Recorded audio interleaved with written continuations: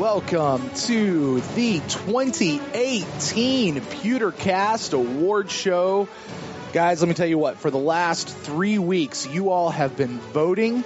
The fans, you have been voting and voting and voting, and you have voted for your favorite players. You voted for your favorite podcast, your favorite personalities.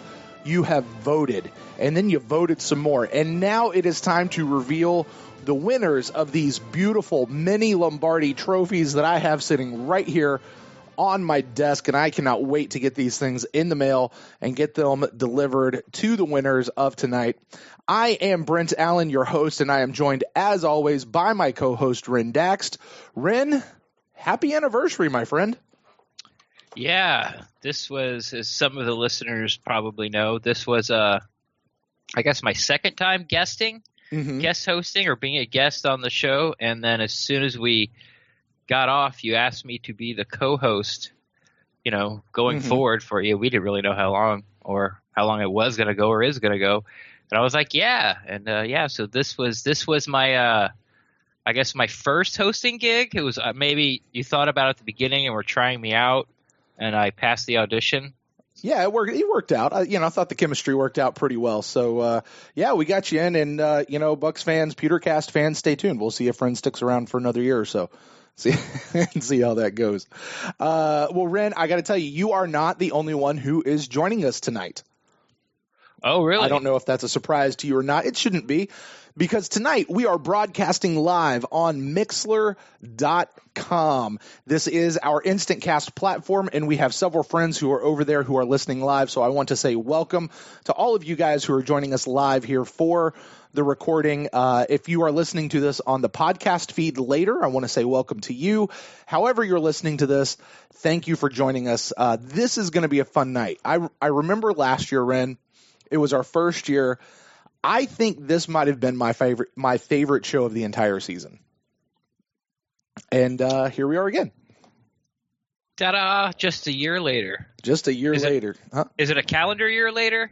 I think we're like no, because last year we did it right after the Super Bowl, like the Monday following the Super Bowl, and here we are the Monday before the Super Bowl. So pretty close, but not quite. Gotcha. Yeah. But now listen, Ren, these awards, I think these awards are pretty special. This is just my opinion. And it's not because we are the ones who are giving them out. I think that they're special because these are fan-voted awards. And to my knowledge, this is the only fan-voted award show for the Tampa Bay Buccaneers. And I've not revealed this even to you yet, Ren. Boy, did the people turn out and vote. And oh yeah, and they blew last year out of the water. I think I texted you right after about the first day, like the first 24 hours, and said, "Wow, we're 24 hours in, and like we're already at like 50%." Or I don't remember. Maybe it was actually we hit like the total from the year before, like just after the first 24 hours. And that first week was like huge. And then like the last like 2 weeks it's been really, really quiet. But in like the last 3 days, I don't know what has happened out there, but it's really like the engine has turned on again, and people came out. And while I'm not going to reveal everything and all the percentages and everything like that, these guys have blown things so far out of the water, I can't begin to wrap my head around it. So are you ready for this, Ren? You want to hear some numbers about the voting that happened in this year's award show? Yeah. All right, here we go. I do. In this year's voting, we have received 3,649 votes. That's a lot. That is a lot, especially for, a little tiny, Bucs fan podcast, Yeah. I mean, there's tons of Bucs podcasts out there. Most of them are credentialed media. Sure. Or, have got a power or has, the power of a big website behind them. So, that's pretty impressive for such a small, like you say, just two guys. Yeah. So pretty, so thank you to everyone who voted. Came in from 21 countries, Ren, and I think that's pretty big. Some of those countries, of course, the United States, Canada, Mexico, Brazil, Panama, which I'm going to just say Javier probably had something to do with that. We had some people from Chile, England, Iceland popped in there, which I thought was really cool. The Russians tampering with the voting again because they were voting in this particular award show. Korea, I believe this was South Korea, not necessarily North Korea. Japan, Germany, South Africa, all the way in from South Africa. We had one come in from Egypt. Australia, had several from Australia. China, and a few in Iraq and India. So, hey, listen, yeah, I mean, it all over the world. So if you were one of the people who voted from one of those countries, thank you so much for going over there and taking a part of that. And I have one more thank you I want to give out, Ren, and then we're going to get right to it. I want to say thank you to everyone who was on the nominating committee. Now, the way we did this, just so you guys that are listening know, this wasn't just Ren and I sitting here going, hey, who do you think we should put on this list? We actually pulled together a nominating committee. It was kind of small, about 8 people. And what it consisted of was 2 Buccaneer credentialed media people, 2 Buccaneer fringe media people, 2 non-media at all Buccaneer fans that have kind of, bubbled to the top, like people who, we're pretty confident that they know enough about the super team. Fans. Yeah, we call them that.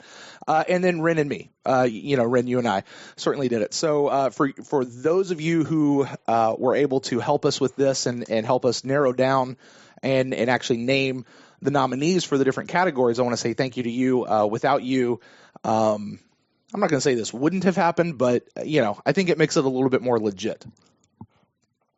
Yeah, yeah. You just don't want, you and I doing it because, everybody doesn't agree as far as players' performances that you and I do. Right. Exactly. And, that's actually a big reason why we started the PewterCast, is to cultivate those kinds of conversations and get those things out there. So, all right, Ren, with all of that out of the way, are you ready to get to it? You ready to hand out some awards? What's the first category? Let's hand out. We'll just go straight down the line as people followed it through on the I don't know what you call it, the survey, the voting form.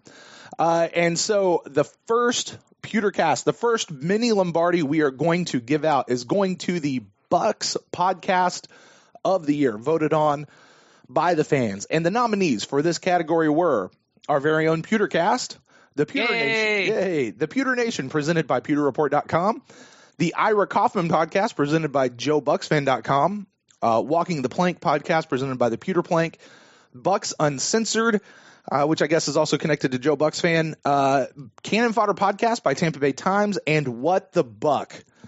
So, Ren, before I reveal the outcome, any thoughts about this category and some of these nominees? Well, it's pretty strong. I mean, that's the who's who of Buccaneer podcast. You got everybody in there. You got Ira's and Justin's from Joe Bucs Fan. You got in, of course, all the guys over there from Pewter Report, and then the Godfather, Derek from What the Buck. Mm-hmm. He's been. What's that joke? He's been podcasting longer than smartphones have been around. He has been actually. Yeah, we actually did this earlier this year. He's been podcasting longer than Twitter. It's been around certainly longer than the iPhone. So we had like a whole list of things that Marvel. He's been podcasting longer than Marvel's been around. No, Marvel movies maybe. Yeah, that's what I mean. The movies, the cinematic universe. He's been podcasting before comic books. Yeah, it's possible. So, and by the way, it's impressive list. Yeah, and I feel like it was a really good representation. Pretty fair across the board as far as different types and different styles.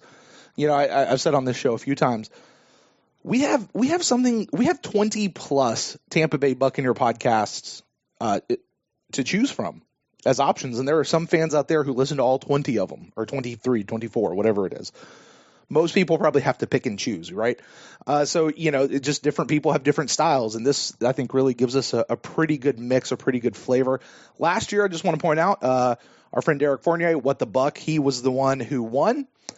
And this was one of those categories, Ren, and I'm not going to – I don't think I'm going to ever reveal because you just don't see this in award shows, who was first and second and third and what the different percentages are. But I will tell you, there were some of these categories that were neck and neck and back and forth, and this is one of those. There were others that were just complete landslide victories, but this was one of those. And taking home the Mini-Lombardi for the second year in a row, our friend Derek Fournier over at What the Buck. That's appropriate. I remember I was laughing at you because I wasn't part of the show yet, that people came on, went to your, poll survey, and you lost that. you lost. Like, right. It's like people went on and, did the PewterCast awards, and the PewterCast didn't win. But I know that, not that he doesn't do a good job. That's not what I'm saying. I'm saying that, his fan base is probably, especially for, non media credentialed podcasts, is huge. On Twitter, he never lobbied for himself, but he did, like, hey guys, go out there and vote. It wasn't like, hey, go out there and vote for me, but it was go out there and vote. And when he said that a couple of times, I was like, oh man, like I think that's going to doom us. Like, he's got 11 years worth of podcast listening audience, and but well deserved for sure. But I gotta be honest, I was hoping that we'd take this one this year. We'd edge him out. Yeah. And just also to give another shout out, Justin over at Bucs Uncensored, when he kind of caught wind of what we were doing here, he said, hey, this is a really cool way to just kind of gauge where the fans are and what things are. And he was all about,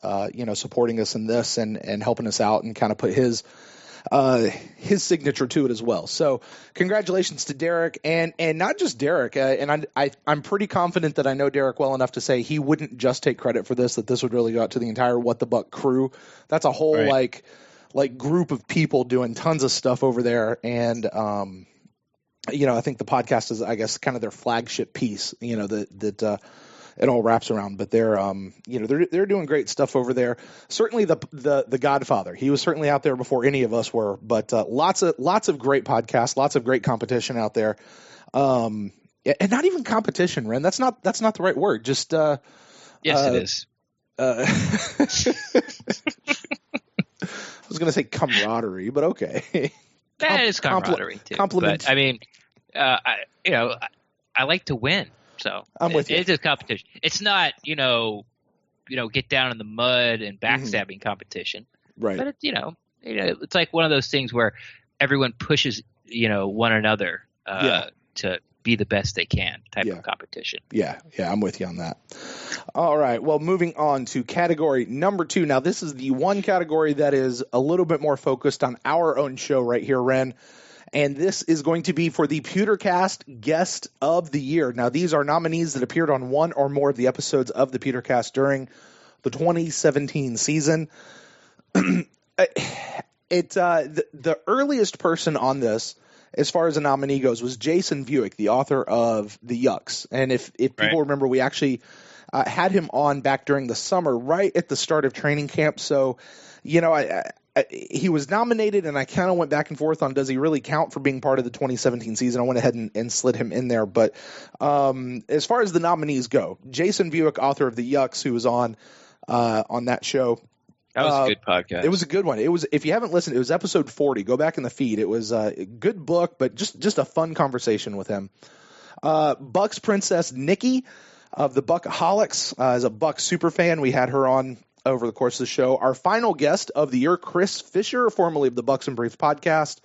Now those two are lobbying heavy for this award. They were campaigning, that is for sure.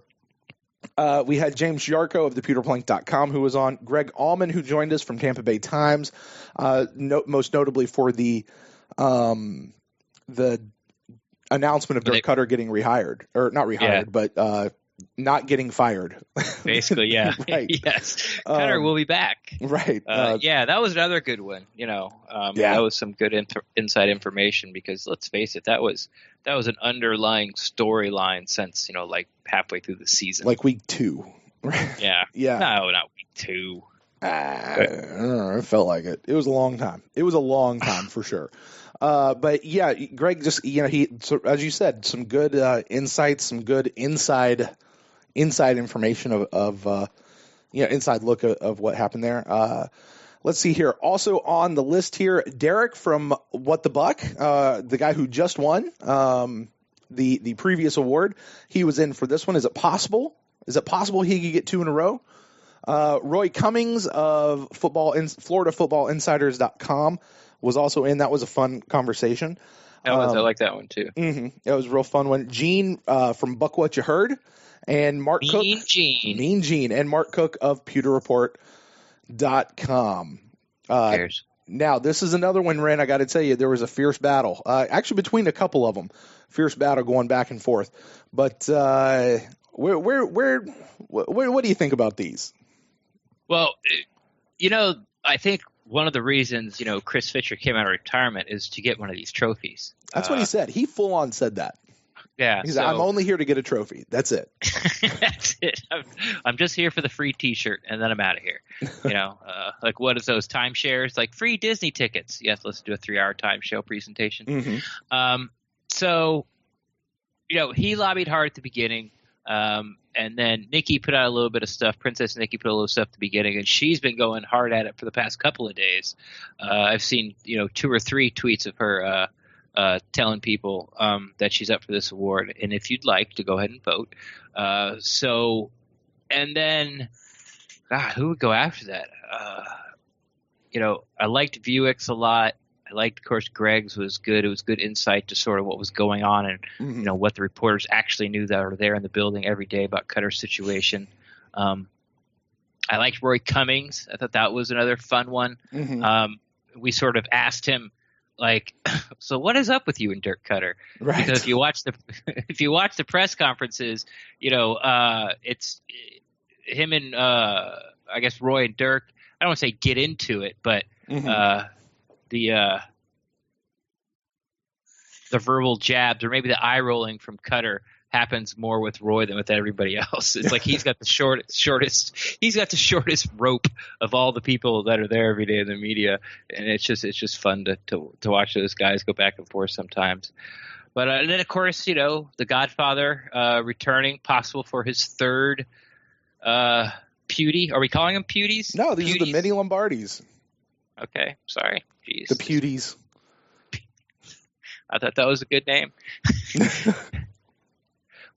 Doesn't it like, which one has 2 different names? Like, isn't it the Oscar, like the Academy Awards, or the statue's called the Oscar? It's the Oscar, yeah. So we can call these the Pewties, right? But the statues of Mini-Lombardi. Anyway, if we have to, if we don't have to do anything. So I'm really looking forward to see who won this. To be honest, because I know there's people out there that really like these trophies, and they're weren't being mean about it. They're definitely doing some campaigning to get one of these Mini-Lombardies from the Pewties. Yeah, and I got to tell you, I know Bucs Princess is in the chat room right now, listening live with bated breath to find out if she, like Derek from What the Buck, is going to retain her crown and win for a second year in a row. And I'm not really sure how I can drag this one out any longer to make her continue to wait. We could compare her to like people that have won back-to-back awards before, like Tom Hanks, who won back-to-back Best Actors. I don't watch the Grammys or any of that stuff, so I'm sure that did Taylor Swift. I'm sure has won some things back-to-back. She might have. But anyway, why don't we go ahead and reveal who Patriots, this is? New England Patriots. They have won a few things back to back, much to the chagrin of the rest of the NFL. With that, winning and taking home the Mini-Lombardi, winning the Pewty, the PewterCast Award for PewterCast Guest of the Year. Unfortunately for some, and fortunately for others, is not going to be Bucs Princess Nikki, but is in fact going to be Chris Fisher, formerly of the Bucs and Briefs podcast, now BYOCB. Congratulations, Chris, and thank you, Bucs Princess Nikki. We'll try to get you this award next year. Yeah, sorry about that. So congratulations. Chris. Yeah, and hey, listen, quick thing to everyone, not just the people on this list who were guests. You heard Ren just kind of going through and saying, man, there was that guest with this really cool interview and that guest with this really cool show and that guest came on and helped us do this and that was a fun show. To everyone who was a guest, because this certainly is not the cumulative total of guests who appeared on the show this season. To everyone who was a guest, thank you so much for your time and coming on. You guys really help us make the show. going forward with that. So thank you guys so much. And moving on to go ahead. It's like an Academy Award speech. You hear every person say it. Like, I know I'm going to forget somebody. So take it with a grain of salt. If I or Brent forgets to, say somebody, then we forgot to say somebody. Your life will continue, I promise. All right. Well, moving on to the next category, Bucs Media Personality of the Year. Now, the caveat to this one is this is credentialed media. So this is not you and me and Derek and even Justin, like he didn't qualify for this one. These are people that have badges. They have key cards to get into the building. And I did put a caveat in here that for the purposes of this, Scott Smith and Casey Reynolds did qualify to be a part of this group, even though they technically are not. I guess they're technically Bucs Media, but they work for the organization itself. But we did allow them to qualify. That was actually a mistake we had from last year. We just didn't have that included. It just wasn't a part of the deal. So with that, the nominees for this year were Greg Allman of the Tampa Bay Times, Jenna Lane from ESPN, Scott Smith of Buccaneers.com, Trevor Sikkema of PewterReport.com, Rick Stroud bringing up a second vote for the Tampa Bay Times, Scott Reynolds bringing up a second vote for PewterReport.com, and Ira Kaufman, the Don himself of JoeBucksFan.com. Ren? Anybody but Cook. He's not even on the list. Oh, you didn't say it? You No. kind of faded it out every once in a while. Who you said before Scott Reynolds? Scott Reynolds, Trevor Sikkema. No, wait. Oh, okay. Scott Reynolds was Rick Stroud. Okay, It was Rick Trevor, Stroud. Rick, Scott, Smith, Scott Reynolds, Ira Kaufman, Jenna Lane, Greg Allman. Still anyone but Cook.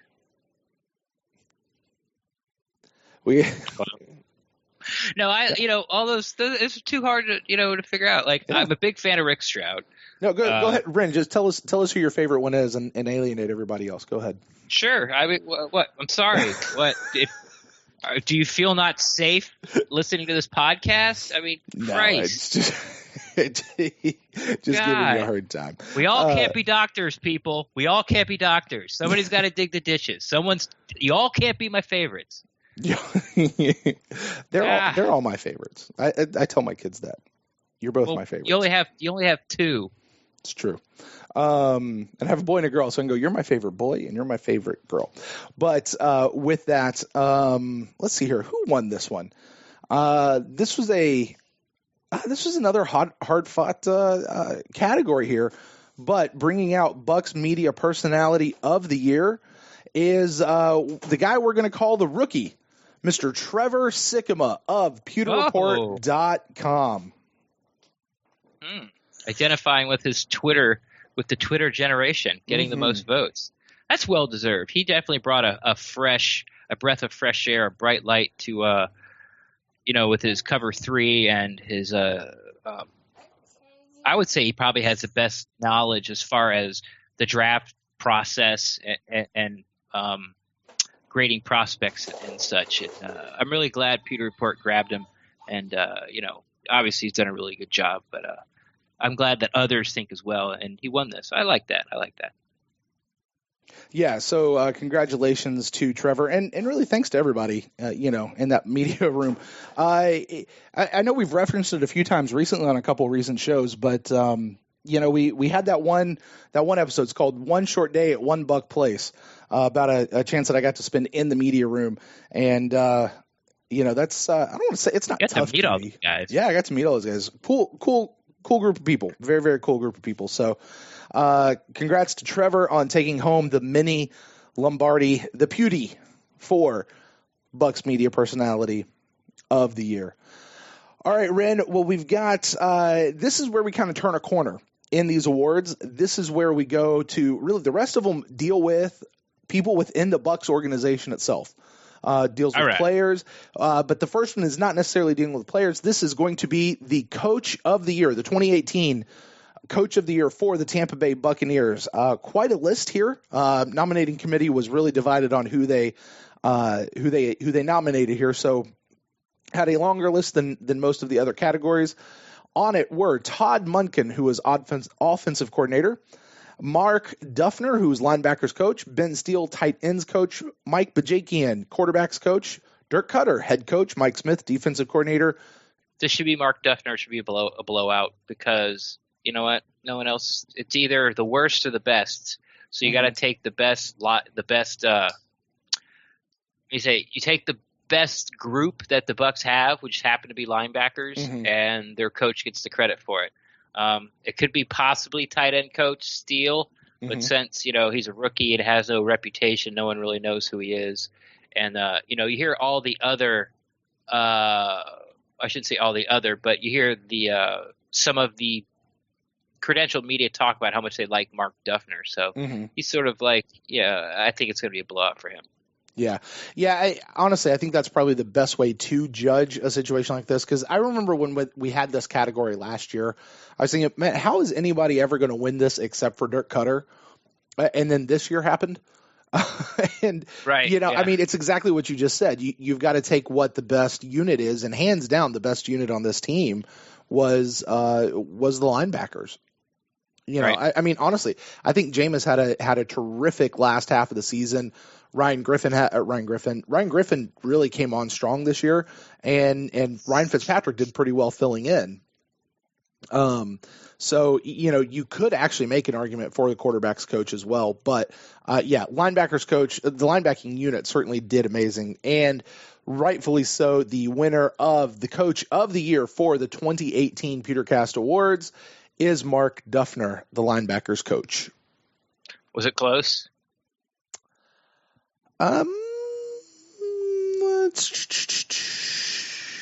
No. Yeah. No. It wasn't a full-on blowout, but he had a pretty commanding lead. Let's put it that way. Gotcha. So, all right. Well, moving on. Our next category is the off-the-bench player of the year. Now, this is the player who was not a starter at the beginning of the season, or maybe even when they got signed, like say maybe they got signed mid-season, but they wound up coming in to make a significant contribution, maybe even became a starter as they went through, the course of the season. For this category, we had 5 nominees. We had Justin Evans, Chris Godwin, Kendall Beckwith, Ryan Fitzpatrick, and Peyton Barber. I think all of these are very, very good candidates. Ren, but what do you think? I think it's going to come down to Godwin and Barber. Depends on just who you sort of like the best. And you can make a good argument for either one. As long as it's one of those two guys, I don't have an argument. Anybody else, I'll be scratching my head. Not because they didn't, do a nice job. It's just I don't think anyone can come close to what those two guys did as being, surprises even. Sure. For that idea of off the bench. I mean, to be fair with that, right? So we had Justin Evans come in as a safety who was on the, who was part of the rotation, and even deep in the rotation became a starter in his rookie year. Ryan Fitzpatrick obviously filling in very nicely for Jameis. Peyton Barber, though, coming in and really kind of taking over that running back one spot and did a nice job. And did a good job. Yeah, did a very good job. Kendall Beckwith, which I got to remember, or I do remember very early in the season talking about how Kendall Beckwith was, he was making a run for off the bench player or rookie of the year or something like that, because he had a pretty nice season as a rookie as well. But certainly, especially at the beginning. You're right, when everyone kept getting hurt and it was like him or nobody, and he'd have some games where he had lots of tackles. So right, and with Justin Evans, it's just hard to make splash plays like it is for Godwin and Barber. Peyton, they got the balls in their hands. It's hard to really stand out as a safety. Right. And certainly Chris Godwin, he was a champ with everything we asked him to do. And even come to find out, he played that last game, made the plays he played on a bum ankle, I think it was. Yep. So with that winning, and this was another one, it was fairly close, but, certainly pulled away there towards the end. The winner of the off the bench player of the year is going to go to Chris Godwin. Ah, good. I think he'll appreciate it. Yeah, can't wait. We got to make sure. We got to make a push to get these guys to tweet out a picture of them with the Mini-Lombardies when they get it. Yeah. We didn't do it last year, but maybe this year we'll say, hey, we'd love for you to take a picture and just tag us in a tweet or something like that. For prosperity. Sure. Yeah. And just so, because I'll be honest, Ren, I still have questions of whether or not the players actually got theirs from last year. They might have. I just don't know that they did. Yeah, we didn't hear anything. Yeah, but I've got an inside man this year. That. Oh yeah. Oh yeah. Yeah. So hopefully we'll fix that whole situation. But moving on to the next category for clutch player of the year. Now this is the player that consistently came up big in key situations. Just making the big play, making it when we needed it most. Nominees for this category: Mr. Levante David, Chris Godwin, the off-the-bench player of the year, our quarterback Jameis Winston, Mr. Cameron Brate, and Brent Grimes. Ren, what you think? Well, we're fans, and I guess everybody just fans because we're talking about a team. It's real hard not to be sort of prisoner of the moment, And when you first said that, it's like, oh, Chris Godwin, because he had the big catch in the Saints game, and he played. When Deshaun Jackson went out, he played a lot more in the last 2 weeks of the season. Mm-hmm. So he's like the most fresh in the memory. But when you need that like first down, Jameis still looks for Cameron Brate, and though he did have a few drops than we normally are used to him seeing, he's still clutch. He did make that catch in the Saints game, and it was fourth down, our own end zone. He came up with that catch, and I think as far as clutch, and it might be unfair to say like concluding past 2 years, but I still think he's our clutch player. He doesn't. I've never seen him drop the ball because he got hit. I've seen him, drop the ball a couple times, but never where like the ball gets dislodged. If he gets it into his body, he's coming down with it. Yeah. So I'm voting for Cameron Brate. Yeah, I mean, honestly, you could make an argument for any one of these players. They are certainly all, I think, what we would call clutch players. There's a reason the Buccaneers are fighting to get Brent Grimes back. There's a reason that Jameis is our quarterback. There's a reason Chris Godwin just won the off the bench player of the year. And Cam Brate, absolutely. But Ren, I will tell you, over the course of the season, consistently, the guy that I think sticks in everybody's mind, and the guy who won the clutch player of the year, is going to go to Levante David. I don't know if I like that. I mean, what was so clutch about it? He was our best defensive player. Mm-hmm. I get that. Mm-hmm. I don't really know what he was clutch about. I mean, he was very good at forcing fumbles, but is that it has to happen at a clutch time for it. It just can't happen in the second quarter with 3 minutes left. Mm-hmm. Yeah, it has to be like inside the red zone or stopping a possible game-winning drive for the other team. I don't know, but whatever. He did. It's hard to argue that Levante didn't have the best season out of any Buccaneer. Right. So, if he sneaks in with the clutch, who am I to poo-poo on it? I'll leave that one there. All right. Well, moving on to another category that is going to feature several of those same players, returning player of the year. Now, Ren, the direction with this one was these are nominees that had to be on the 2016 Buccaneers squad by the end of the year, and they're back for this season.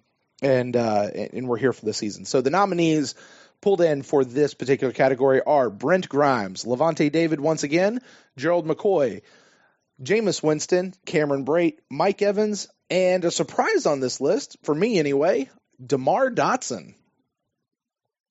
Yeah, he could be the comeback player of the year.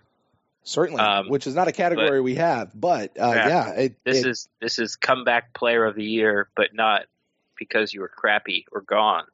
Right. Just comeback player of the year because you were on the team. I think Levante Dave's going to take this one. Mm-hmm. And like I said, just because that he probably did have the best season as Buck. Mike Evans had a good season, but not like a Mike Evans season. Didn't have a Pro Bowl season. Mm-hmm. Jameis he still got more than 1,000 yards. By one. Yeah. Jameis was hurt, missed some games, so it's hard for him to win an award this year. Just because you are the captain of the team and given the record and all the time he missed. Brate had a better year last year. Everyone pretty much had a better year last year except for Lavonte David. So I guess. Hey, guess who's going to win this one? Now, DeMar Dotson, though. That's the one that was a surprise to me. And DeMar Dotson, I think he potentially had the best year of his career. He had a better year this year for sure than he did last year. Yes, he did. But he didn't finish the season. That is true. And I think I think he's going to sort of, when you think, oh, DeMar Dotson, oh yeah, but he missed like the last quarter of the season. So I think he might, in the voters' minds, he might be and I guess my mind too, since I said Lavonte David. Yeah. It's hard to get a season award when you miss a quarter of it. Yeah. I wonder, and I don't know. DeMar certainly missed those last bunch of games there altogether. Lavonte missed several games throughout the course of the season, though. But he missed them early. And then one here, and then kind of think one towards the end. But I wonder if you compare the two numbers, if they're not actually the same or really close, like within one of each other. So, but as you say, you point out, this is not you and I sitting here discussing it and trying to come up with an answer. This is voters, and of all those votes that I mentioned earlier that we got, however many thousands there were. Certainly, lots of them were in this category. Voted, these guys all voted in this category, and coming out on top, actually quite by a very, very large margin, Ren, was Lavonte David, bringing in his second Mini-Lombardi, taking home his second Mini-Lombardi of the night. Not a shock. I would not be surprised if he wins a few more. He might win every category he's up for. He just might. He might. Giving the season he had, and also giving the season that the people he's up against didn't have. It's hard to have a lot of bright spots when you went 5-12. Well, we'll see what he did. Mike Evans took home 3 Mini-Lombardies, leading the way. He was the big winner last year. We'll see. That's right. Lavonte David, he's knocking on the door right now with 2. So, is he the only one who has multiple wins right now? I think that's right. Old school. No, not old school. No. Not old school. Yeah, he's it. Yeah. All right. Well, moving on then, we're getting into these are some of the more fun, not the more fun categories, just some fun categories here. Next category here is Rookie of the Year. And we have 4 nominees in this particular category. These are actually our first 4 draft picks of the year. O.J. Howard, Justin Evans, Chris Godwin, and Kendall Beckwith.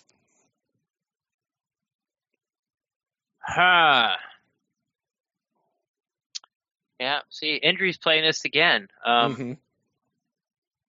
I would think that O.J. Howard had the most impressive rookie season, but he did, end up the season on IR. That was very late. Justin Evans probably came the furthest distance from what we thought he was till he got here, and then etching out a starting role, and being very athletic back there and coming up with some big interceptions. Chris Godwin once again might be a prisoner of the moment because he's fresh in the mind because he was on the field late in the year and came out with some big plays. And then Kendall Beckwith, if just those games were flip flopped, like he had that that where he had to fill in at the end of the season, but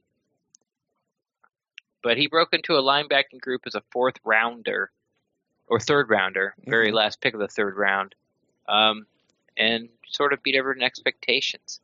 But yeah, I think this is going to be a popularity vote. I think it's going to go to O.J. Howard.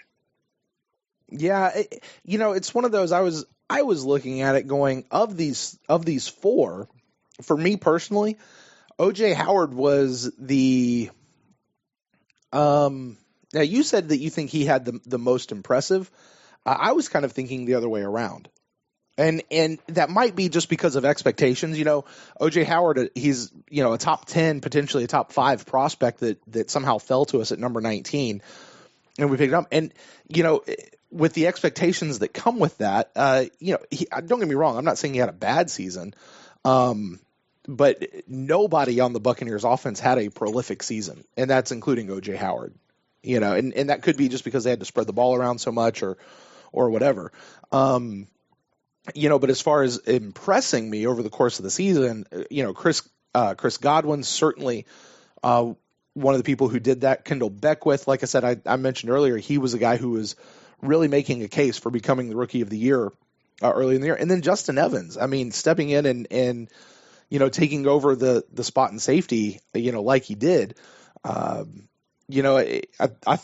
just thought that they made some really good arguments, but I get what you're saying. And certainly I don't want to take anything away from O.J. Howard. I just think, given the situation he was in versus some expectations for me personally, I just didn't think he impressed as much, but he certainly is very, very well deserving of being in this category. And the winner of this Rookie of the Year award is going to go, Ren, to your guy, Mr. O.J. Howard. So, hey, what do I know? Congratulations, O.J. I have my finger on the pulse of Buccaneer Nation. And that is why you are on this show, my friend.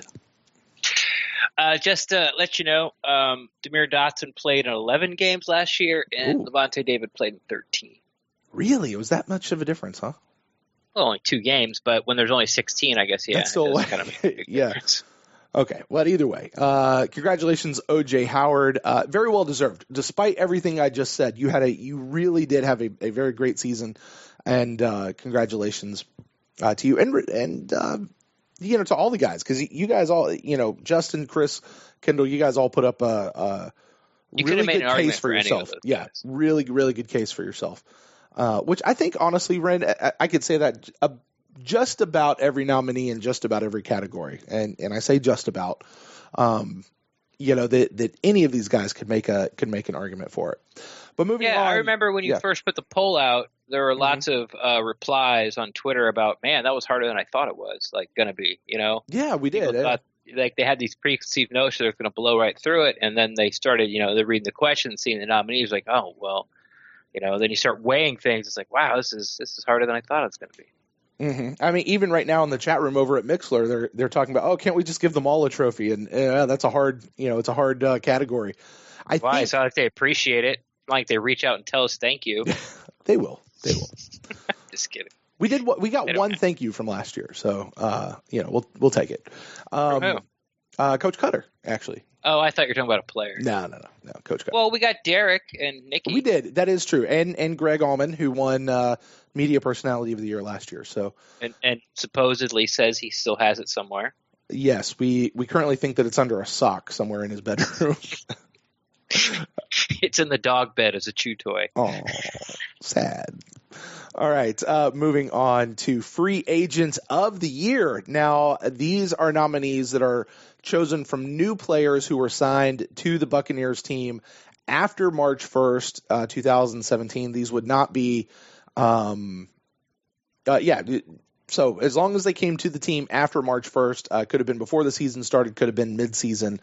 That was kind of the caveat that we gave to that. So free agent signing of the year. The 4 nominees came back from the nominating committee: Deshaun Jackson, Patrick Murray, Ryan Fitzpatrick, and Robert McClain popping in there. Ren, what do you got? Those are all good ones, because when you first sort of bring that category up, it's like, oh, well, I know who I'm not voting for. Like, I'm not voting for Chris Baker, and I'm not voting for TJ Ward, and I'm not voting for Nick Folk. But they didn't make the list. So, everyone has an up and a down on this. Deshaun Jackson, if anybody in the Bucs organization would tell you that, Deshaun, if you were disappointed in Deshaun Jackson's numbers this year, well, it's not his fault. It's either Jameis not getting him the ball, or they couldn't get him the ball in the scheme, or, the game got away from him, or whatever. And you say that. Hold on, because I wanted to bring this up about Deshaun Jackson. Now, I don't exactly know what the numbers were, but I was listening to another Buccaneers podcast. Might have been the Ira Kaufman podcast. Might have been the Pewter Nation podcast. One of those two. They were talking about Deshaun Jackson's numbers, and they were comparing his numbers at the end of this year to his numbers last year in Washington. And they were very similar. Yeah, like Deshaun Jackson overall had a Deshaun Jackson year. Like it was just a normal Deshaun Jackson year. So I That's weird. Yeah, I know. I mean, certainly our outrageous expectations. Right. Once again. Yeah, 50 points a game, right? That seemed to be Buccaneer fandom's MO last year. Mm-hmm. Well, let me look at him real quick. You want to hear him real quick? If you got him pulled up, I'd say go for it. I got him. All right. Games. 15 in Washington. As the game started. 13 in Tampa. Receptions. 56 receptions in Washington. 50 in Tampa. Yards. This is a huge difference, though. 1,005 in Washington. 668 in Tampa. Oh, wow. Average. Yeah. 17.9 in Washington, 13.4 in Tampa, so that's like another big drop off.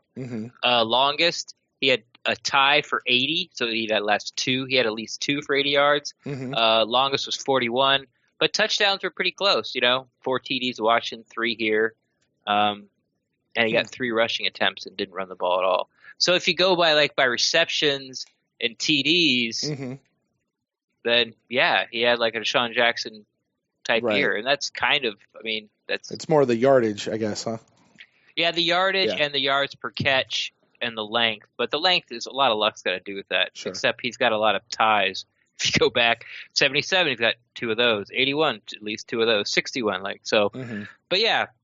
So he got the ball just as much as he did in Washington. He just didn't get it as far down the field or didn't do as much with it. But he got in the end zone the same as well. And that's what they're talking about. Right. But still, not a bad free agent pickup, for sure. No. It's just expectations were through the roof. So you had Deshaun Jackson, of course, Patrick Murray coming in, relieving, shall we say, Bucs fans' minds after the debacle of Roberto Aguayo and Nick Folk. But ended the year on sort of a sour note. It did, but do we give him the injury pass? But still, it's was a welcome relief for a lot of fans. But you could argue that he did better injured than Nick Folk or Aguayo did healthy. And you'd probably win that argument if he was injured. Sure. And then we had Ryan Fitzpatrick, who came in, won 2 of his 3 starts for Jameis Winston. And we talked about it. We commented on this show, and other people commented about just how cool and calm and collected Ryan Fitzpatrick kind of, I think our respect level as a fan base shot through the roof for those 3 games for this guy. And we hold him in a little more high regard than we did before those 3 games. Yeah. It's because he had a great year with the Jets, and then the next year he just couldn't not throw interceptions. Right. And so as with an older player, you automatically get into your head that, okay, well, he's on the decline, he's lost it, now he's garbage, now he's trash. And then he got here. But, you talk about that calming influence, with Jameis Winston going forward and how he's had issues with being too up or too hyped. If Jameis's career blossoms the way I think it will, I don't think that season that he spends, well, at least just this season, maybe more, but where he had to sit the bench and watch Ryan run, the Buccaneers offense and how he did it and what an impression it made that on Jameis. I don't think you couldn't be able to tell the history of Jameis Winston as a quarterback without bringing that up. Like if you did like a 30 for 30, look how hyper and crazy he was. He had all this talent. He sat the bench for 3 games. He came back because he really has been. He's been a different quarterback besides the fumbles. He's been a different quarterback. He just seems calmer and more in charge, more poised since he's come back. And so I will be eternally grateful for, the signing of Ryan Fitzpatrick and him being just who he is as a person for that. Yeah. And then we had Bobby McClain, who came in as a cornerback, didn't really just expect him to be a depth player, but, wound up contributing to the team. I got to be honest, this was a surprise entry to me from the nominating committee. But when I thought about it, it seemed to make a lot of sense, especially when you consider many of the troubles we had at the cornerback position this past year. He brought a good veteran presence to that. If not a dominating presence, at least a consistent presence. And had a pick six. There we go. Well, taking home the Mini-Lombardi, winning the Pewty for the free agent of the year, as picked and voted on by the fans, with a fairly commanding lead, was Mr. Patrick Murray, our kicker, who was brought in, what, about game 4, game 5, somewhere around there? Yeah, maybe game 6. Sounds about right. All right. Well, congratulations to Patrick Murray, and certainly to everybody else. Could definitely make a very good argument for all of them. All right. Well, moving on, we have what do we have? We have 4 awards left. We're getting into our individual unit player of the year and then our team MVP. So, starting off, we will do special teams player of the year, and for this, we had 6 nominations, which surprised me a little bit. Brian Anger, our punter. Patrick Murray, again, our kicker. Garrison Sanborn, love getting to see him on there as our long snapper. Josh Robinson as the gunner. Adam Humphries as our punt returner. And Chris Godwin as, I don't know, what do we call him, a specialist, I guess? Just he was on the gunner team. Mostly. Gunner, yeah. Certainly through the first part of the season, for sure. But, Ren, what do you think about these guys, special teams player of the year? I think Brian Anger is going to win it by default because he didn't have as good as a year he had last year. Mm-hmm. When punts are blocked, it's rarely really the punter's fault. Someone misses an assignment up front. Yeah. So I think he's going to get a bye on that. And I think he's sort of like he played all 16 games and he messed up the least. Patrick Murray's a good contender, but like I said, I think he missed a kick in the last 3 games. Like missed at least one kick, a couple field goals and 1 extra point. In the last 3 games, he missed at least one. Robinson was hurt a little bit. He didn't sort of have that splash moment like he did last year. Mm-hmm. And then Humphries didn't have any punt returns. I don't think it's his fault. I don't really think they're sort of set up like that. All Humphries really has to do is catch the ball, like just catch the ball and don't drop it. Don't drop it. Like don't fumble it. Like we're okay with that. Cutter just wants his, like, catch the ball, get off the field. Here comes my offense. Let's go. Mm-hmm. And then Chris Godwin, I think he might win, but I think Brian Anger, my pick would be Godwin. It just he does everything so well. Mm-hmm. It's like there was a game where you first sort of realize, oh look, Chris Godwin's being a gunner.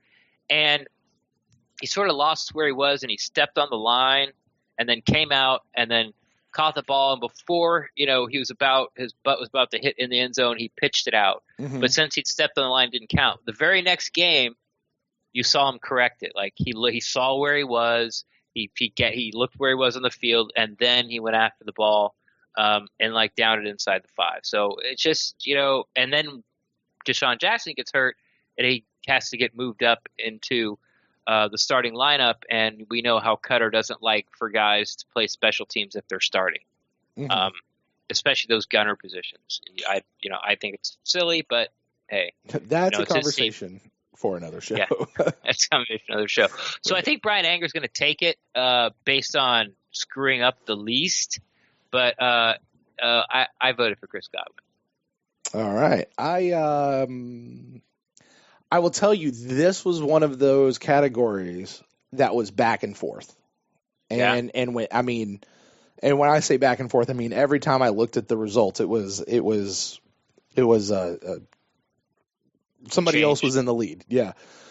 This was back and forth by 3 different guys actually that went in it. But here at the end of the day, the winner who will be taking home the Special Teams Player of the Year award is Patrick Murray, bringing it in, and that sets him up for 2, Ren. He's winning 2, which puts him right there alongside Levante David for knocking on the door of taking home the most. But I don't think Patrick Murray is going to does he pop up on any of our other? Yeah, I think that's the last category that Patrick Murray will be in. But he went 2 for 2. Yeah, he went 2 for 2. So congratulations to Patrick Murray. Brian Anger won this category last year. Yeah. Decisively, if I remember correctly. So he had a fantastic season last year. Yeah, and he didn't have that bad of a season this year. He really didn't. But he didn't. He just didn't. Yeah, it seemed last year every time he punted the ball, he pinned him inside the 10. Like every time, it just felt that way. Right. And it just didn't happen as nearly as often as it did last year. Right. All right. Well, moving on, we are going to the Defensive Player of the Year. And up for this award, we have Lavonte David, Gerald McCoy, Brent Grimes, Justin Evans, Quan Alexander, and a surprise entry from the nominating committee, Mr. Clinton McDonald. Oh, God, come on. Who did that? That's like a niche pick. It's like, that's more of like, I think you should be on the list so people can talk about you, how you had a good year. But there's no way Clint McDonald defensive MVP. You know, you know what might have been a big piece of that, because I got it. It wasn't just like one person threw a random name out there and they got nominated. Like there was a couple of people who put his name out there, and I think. If I had to guess, that this was a lot of when the nominating thing went out, there was the Walter Payton Man of the Year thing going on. That Clint McDonald was a part of that. I think that might have just kind of, as people were nominating, like just kind of a front of mind type thing. And if I do remember right, wasn't it towards the end of the year Clint McDonald, kind of turned the engines on a little bit? We saw a little bit more out of him there towards the end of the year. He tied for the team lead in sacks. I mean, yeah. If you're going to say, hey, name the 5 guys on defense, the best 5 guys this season, he would probably squeeze into my top 5. Mm-hmm. It'd be like Quan, Lavonte, G-Mac, and he'd probably have to be Clinton after that for me. And so then, there you go. Grimes. Mm-hmm. That's how mine would go. Yeah. And, and with that, I mean, you talk about Quan, he made it to the Pro Bowl this year, joined Gerald McCoy. Unfortunately, Lavonte did not make it to the Pro Bowl, which some would say was a rob. He was robbed. I'm glad Quan got to go, but, Lavonte David had a much, much better year than Quan Alexander. It just seems like an injustice. I know they play quote unquote different positions, but as soon as I saw that, the first thing that went through my head was like, this should be Lavonte's, not Quan's. Mm-hmm. Yeah, and and I'll tell you this. I remember Gerald, I want to say it was the 4th Pro Bowl he got in. I think it was a couple of years ago.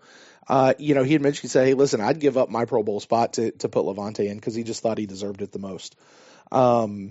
So I don't think Gerald McCoy would have a problem with me announcing the fact that he actually lost this bid to his very good friend Lavonte David, who is taking home Defensive Player of the Year and taking home now a total of 3 Mini-Lombardies for the year.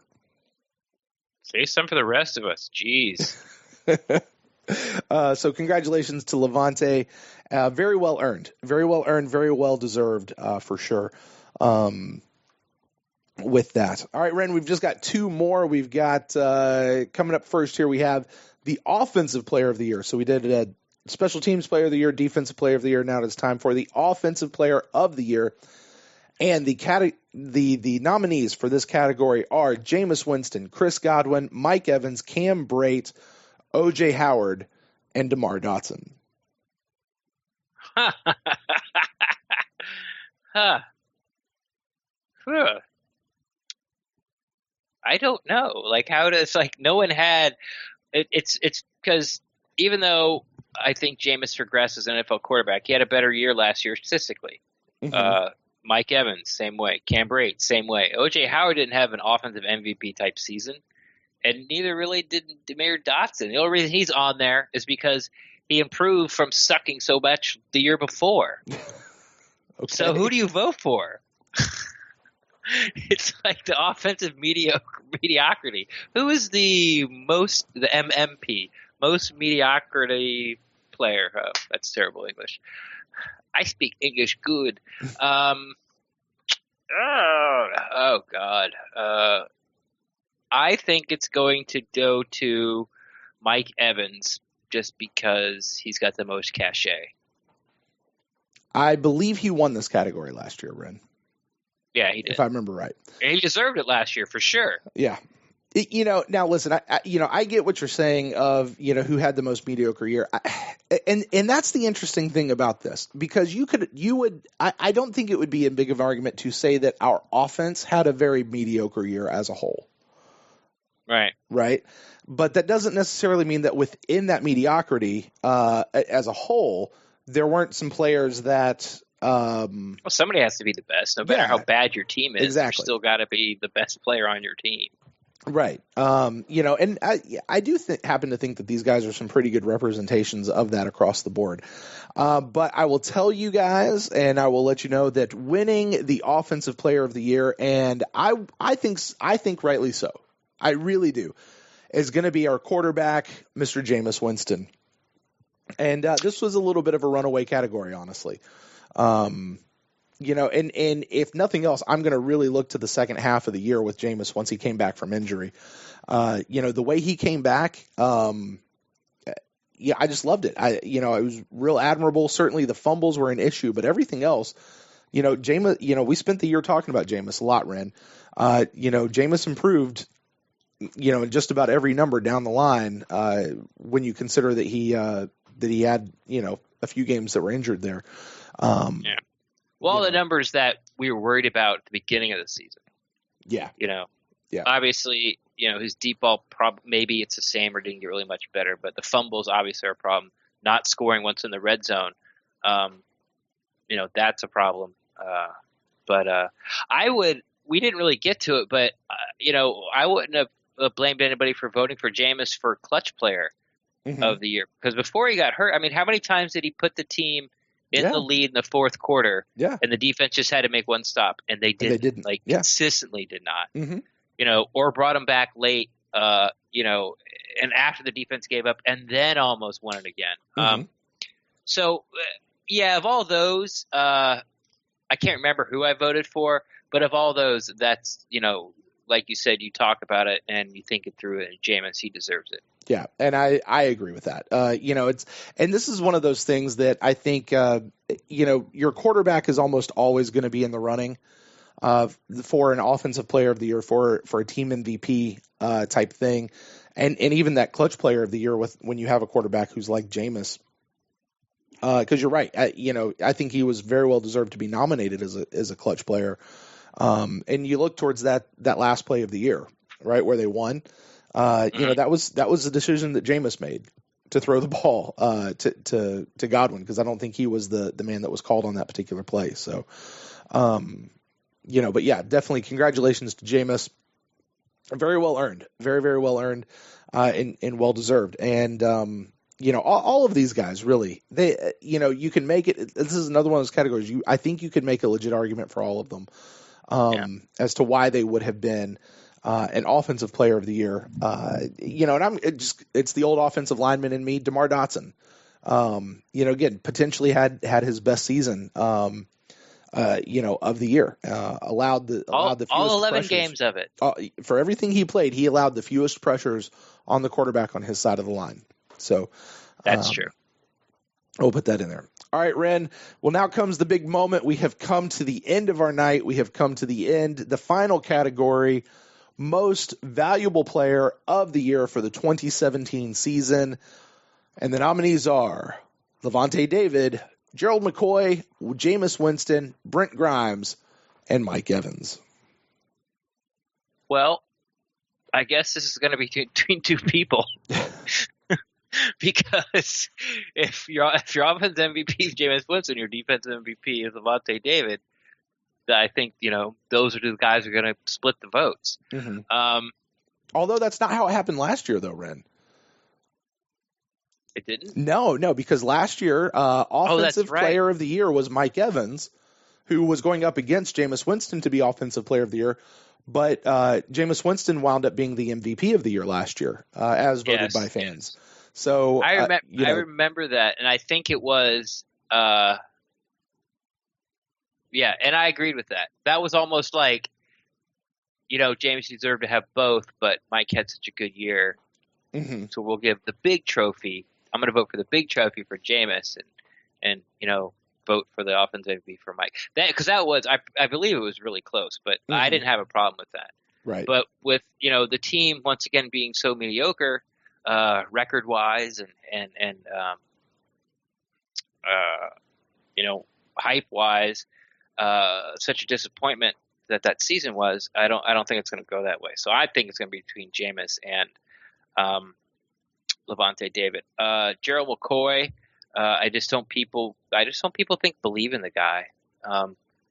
Even if you don't want Gerald McCoy to be traded, I think just about every fan out there has some sort of issue with either what he says or the way he acts, or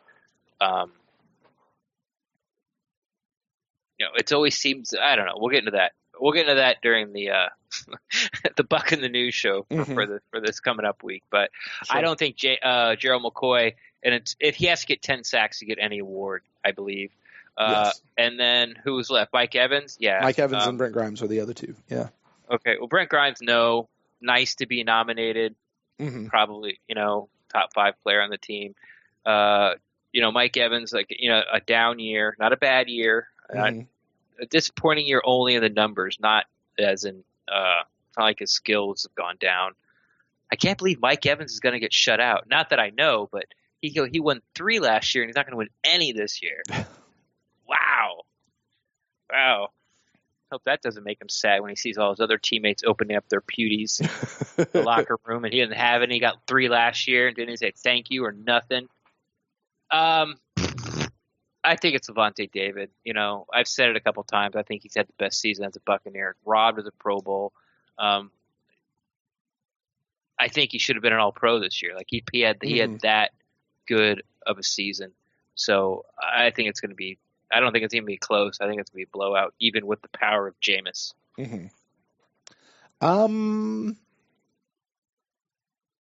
A blowout is not the right word, but it was a commanding lead. Let's put it that way. And certainly, Ren, you are right, and I think it is rightfully so. Once again, I don't think Gerald McCoy is going to have any problems, with his friend winning the most valuable player of the year for the 2017 season, for the 2018 PewterCast award, the Pewty, the Mini-Lombardi, and taking home 4 Mini-Lombardies on the night, Ren, going to Mr. Levante David. So he's the all-time leader. Two award shows in, Ren. He is the all-time leader as far as taking home the most. And 4 out of 13 categories, Ren. What's that? That's almost a third. Almost a third. 33%. Yeah, almost a third of the awards going to one person there with Levante David. And you look at each one of them, very well earned. The fans were very much keyed into Levante David this year for sure. Yeah, and rightfully so. Exactly. We've talked about how this has sort of been a season of disappointment, and he was probably the only one who you didn't feel like he disappointed you. Like he actually had a better year than you thought he was going to have. I don't really think a lot of people hit above that mark this year. Right. Can you? I mean, think about that. Like, who had a better year than you thought they were going to have? Than I thought they were going to? No one. With the Levante, outside of the rookies, Kendall Beckwith, Justin Evans, those guys all had better years. But yeah, no, that's a great question, Ren. And the truth is, if I'm being truthful, Chris Conte.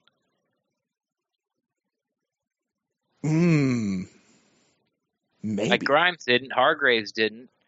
We're going to throw out the rookies because you don't have really anything to put up against. Conte improved. He was more consistent. McDonald. Yeah, maybe. I mean, as far as but I wouldn't say that he had a surprising better year. Oh, but who did have a better year? Than they did last year. Well, but not McCoy, even that. Who had a better year than what you expected them to have? Donovan Smith. DeMar Dotson. I'll say that. DeMar Dotson had a better year than I thought he would. He had a better year. So we got the 2 guys that we put on a bus last year are the guys that had better years. Yeah. Oh, Lord. And that's it, man. That's it. Yeah. Well, Peyton Barber, maybe. But see, but I mean, I expect that's the crazy thing about this situation, Ren. It's an unfair bar. I get that. Yeah, like I mean, we're here to be positive about our team. We're here to kind of dote on our team a little bit, but being real about the whole situation, we've talked about how this was a very disappointing season, and I don't think any of these players would look back on the season and go, we're not going to blow smoke up anybody's butts here either. Like, this was a disappointing season because our expectations were set so high, and nobody, with the exception of Levante David, performed up to those expectations. Maybe DeMar Dotson, maybe a Peyton Barber or Chris Conte, and Chris Conte he has whipping boy status.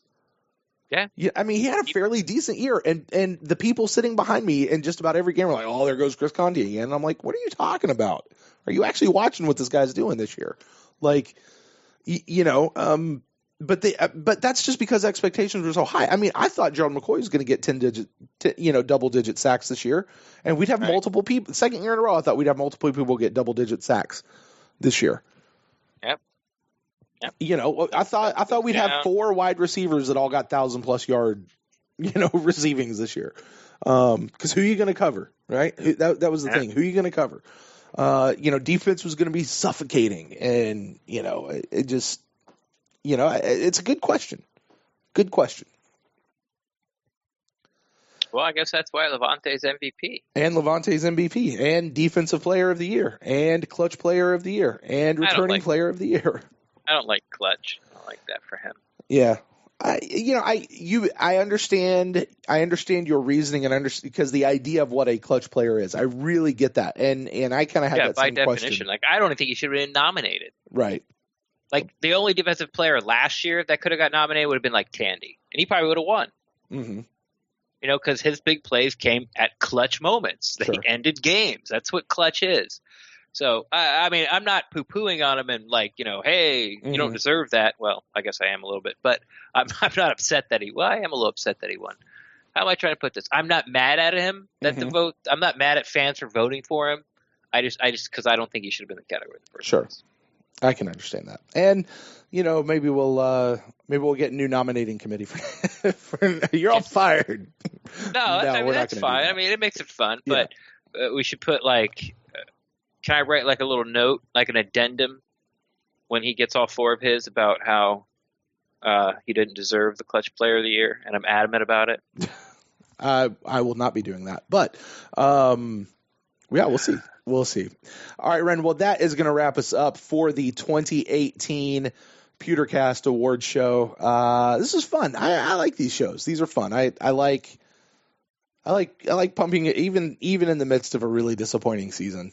There are still bright spots. These are, it's a really good thing that you do. I know it says PewterCast, and I'm part of the PewterCast, but you do it all. I mean, you buy them, you mail them, you make the certificates up, the cards up. It's all you, and it's a really cool thing. And I just hope that, I mean, like I said earlier, we heard from Nikki last year, and she really appreciated it. Same thing with Derek, and you actually got a handwritten note from Coach Cutter. Took the time to do that. I just hope that that the people that do win appreciate them as because it's something you don't have to do. Right. It's just doing this because, hey, I'm a fan of this team. I'm a fan of you guys because you're on this team, and I think you deserve some fan recognition for what you do. And here it is. And at least freaking contact you and say thank you, for God's sake. Well, I appreciate that. I appreciate those sentiments. And the big thing is, Ren, it's not just me though. It's the fans. I mean, what did I say? 3,649. What was that number? Is that right? 3,000. Where is it? I have it in my notes right here. Oh crap, where is it? 3,000. Yeah, 3,649 votes came in for this awards. So that's you guys, the fans, right? That's you guys wanting to do, wanting to come in and vote for your people, having an opinion and having thoughts. And some of them might have been more popularity. Some of them certainly well earned. And the nominating committee taking time to think through and put it down. put down people, and I'll tell you this: nobody on this list of nominations just got one vote from the nominating committee. Like, there was multiple people that put them down. So, it's just kind of how that worked out. So, it's definitely congratulations to all of the winners. Just in case, if anybody wants to wrap it up, here's where it is. Bucs Podcast of the Year goes to Derek Fournier of the What the Buck Podcast. PewterCast Guest of the Year is going to Chris Fisher, formerly of the Bucs and Brief Podcast. Bucs Media Personality of the Year is going to Trevor Sikkema of PewterReport.com. Coach of the Year, Mark Duffner, our linebackers coach. The off-the-bench player of the year is going to Chris Godwin, our wide receiver. Clutch player of the year is going to Levante David. Returning player of the year also going to Levante David. Rookie of the year going to O.J. Howard. Free agent of the year is going to Patrick Murray. Special teams player of the year also going to Patrick Murray. Defensive player of the year going to Levante David. Offensive player of the year going to Jameis Winston. And finally, the most valuable player of the year for the Tampa Bay Buccaneers 2017 season is going to Mr. Levante David. So congratulations, you guys. We'll get these trophies stamped up. We'll get out all the names and everything engraved on them and get these sent out to you guys. And certainly congratulations to you guys. Thanks to everybody who was a part of that. Now, Ren, it's part of our off-season tour. It will continue. We have a show coming up later this week, which should be out over the weekend sometime. So you guys definitely make sure you're on the lookout for that. We also have another show that, Ren, you and I have actually already recorded.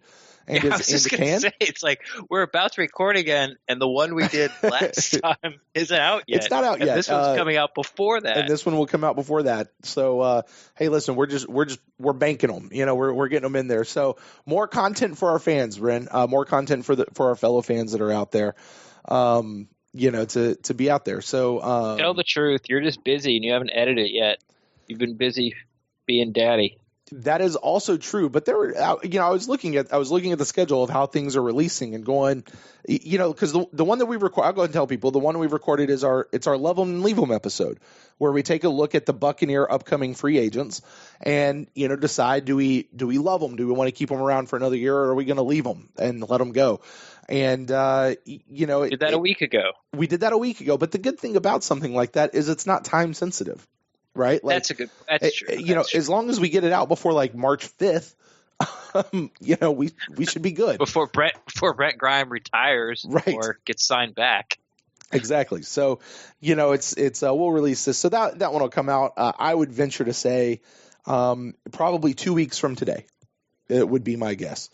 Just on the release schedule for how that one will work. So, when are we recording the next Buck the News? Friday. That's we Friday? record Friday, yeah. That's our 2 week mark. So it's been 2 weeks. Yeah, I know. Goes crazy, isn't it? So crazy. With that, Ren, I want to say thank you to everyone who joined us live on Mixler.com. You guys, it's fun to kind of be watching the conversations you guys have been having in the chat room over there. And so thank you guys for joining us there. Ren, I want to say thank you for joining me for an entire year of the PewterCast, but more especially here for the PewterCast Award Show. As we're signing off here, I'll give you a chance. Any final thoughts on the show tonight, and where can people out there find you on the internet? Well, I should really thank you. I mean, I should thank you first, and then thank the listeners second.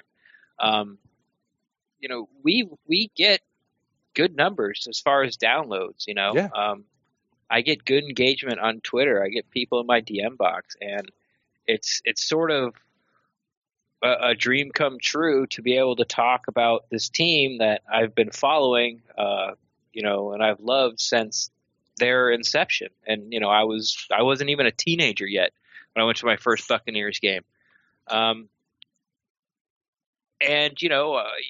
You reached out to me, and here we are a year later, and we're full steam ahead, and we're doing it all over again. But I really don't know if we would have done 4 shows that we were doing at the end of the year, or be doing sort of all these special shows and draft previews. If what if like only like 50 people downloaded the show?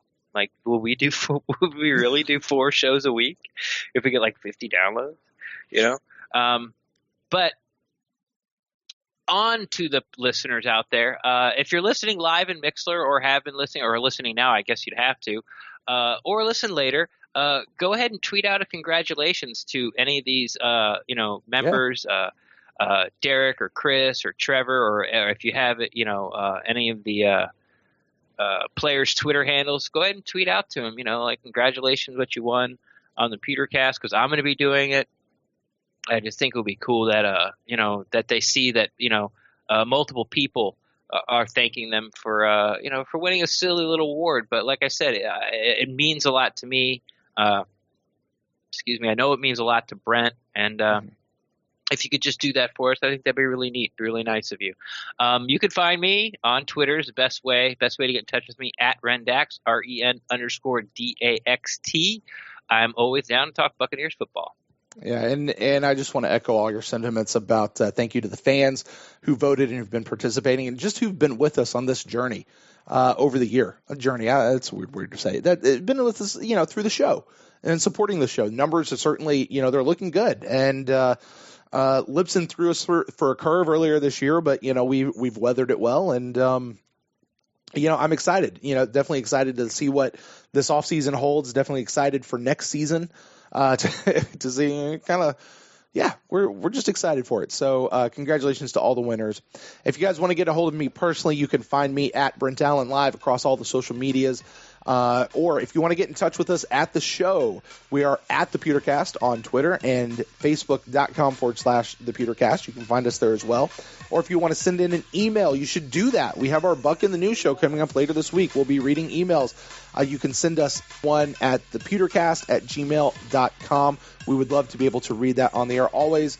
You can do iTunes reviews as well. Rate and review us over there on iTunes or whatever podcasting app you are listening to us on. And with that, Ren, I think we'll sign off here. Coming up, I guess just until next time. We'll sign off by saying, as we always do, go Bucs.